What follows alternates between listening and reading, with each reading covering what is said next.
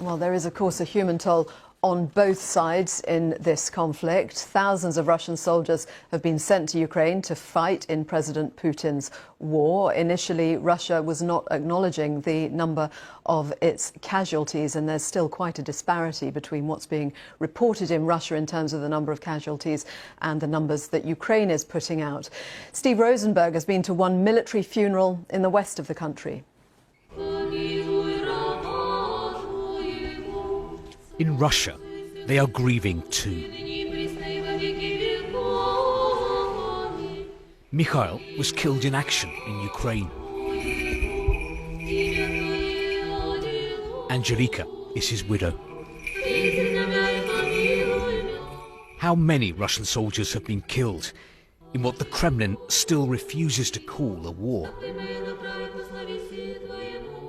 One family's pain is being repeated across the country. It's a criminal offence in Russia to quote anything but official figures. And those are 498 Russian servicemen dead.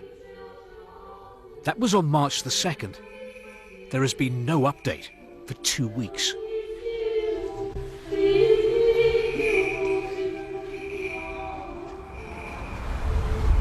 Many Russians rally around their leader in times of crisis. It's as if they don't want to believe their president may have taken a fatal decision. We're doing the right thing, Nikolai says. NATO wanted to set up shop right next to us in Ukraine, and they've got nuclear weapons. Well done, Putin, for stopping them.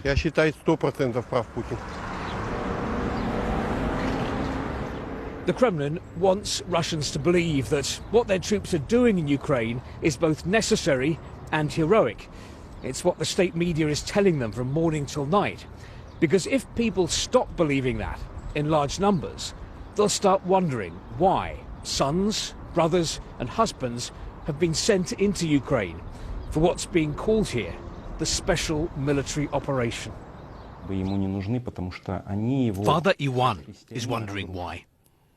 He recently delivered an anti-war sermon, and he criticised the Kremlin's offensive on the church website. He was detained and fined under a new law for discrediting the Russian armed forces. I believe that any bloodshed, however you try to justify it, is a sin. Blood is on the hands of the person who spilled it. If an order was given, it's on the hands of whoever gave the order, supported it, or stayed silent.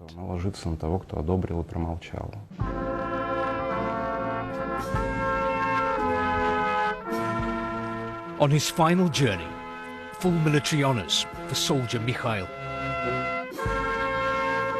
His country calls him a defender of the fatherland. And yet it was Russia's army that attacked Ukraine on the orders of President Putin to restore Russian power and to force Ukraine into Russia's orbit. But at what cost? Steve Rosenberg, BBC News, Kostroma.